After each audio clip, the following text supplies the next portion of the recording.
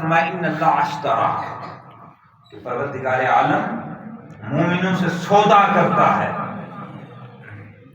کس چیز کا؟ ان سے ان کے مال اور ان کے جان کا سودا کرتا ہے. بِأَنَّ لَهُمْ جَنَّةً جنت کے بدلے انہیں جنت دے گا اور دنیا میں ان سے مال اور ان کی جان. یہ سودا ہے. مومن اپنا مال اور اپنی جان اللہ کے حوالے کرتا ہے.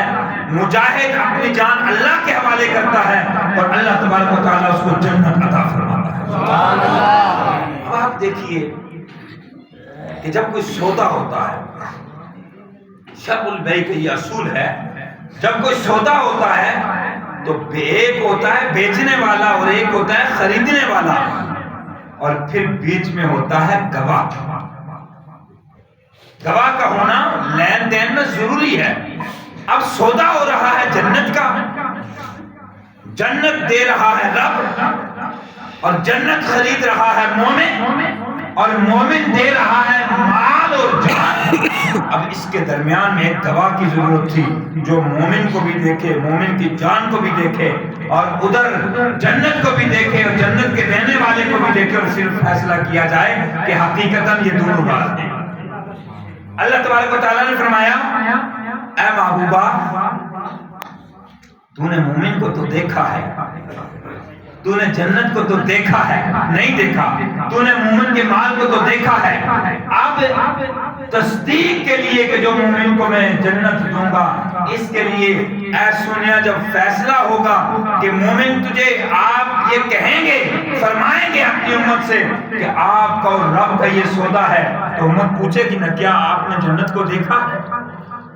آپ پیارے تجھے سیر کرواتے ہیں اور جنت بھی دکھا دیتے ہیں تاکہ کل تو جا کے اپنی امت سے یہ کہے کہ اللہ آپ سے سودا فرما رہا ہے، آپ کے مال اور جان کے آپ کو جنت دینا چاہتا ہے.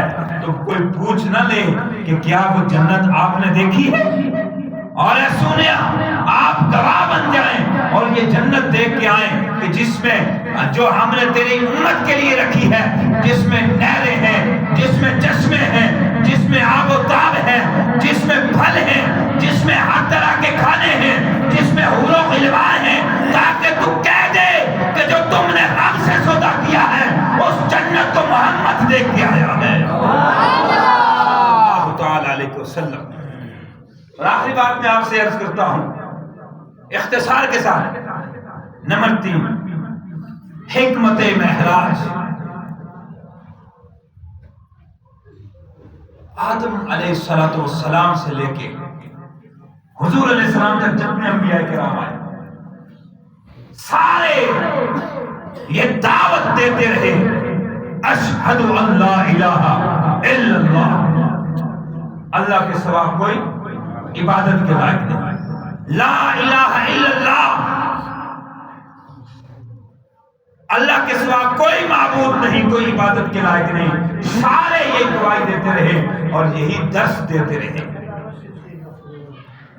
آگے کا جملہ تبدیل ہوتا رہا جیسے ہمارے نبی کا کلمہ ہے محمد رسول اللہ، مگر پیچھے توحید کا درس سارے دیتے رہے. اللہ نے فرمایا محبوبہ معراج کی ایک وجہ یہ بھی ہے تو میرا محبوب ہے. موسیٰ کلیم اللہ جب کوہ طور پہ گئے نا، کئی مرتبہ موسیٰ علیہ السلام نے رب سے التجا کی، اے اللہ تجھے دیکھنا چاہتا ہوں، تجھے دیکھنا چاہتا ہوں.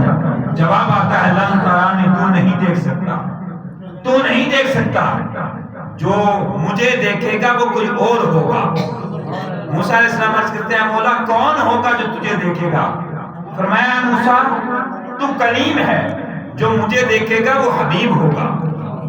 عرض کی پروردگار عالم الفرق بین القلیم والحبیب، کلیم اور حبیب میں فرق کیا ہے؟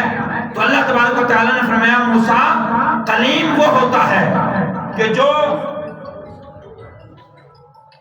کلیم اس کو کہا جاتا ہے کہ جو چل کے آئے اور بار بار یہ التجا کرے، کوہ طور کی پہاڑیوں پہ سخت تکلیف کے آئے اور پھر التجا کرے کہ اے اللہ تجھے دیکھنا چاہتا ہوں، تجھے دیکھنا چاہتا ہوں. جواب آئے لن ترانی، تو دیکھ نہیں سکتا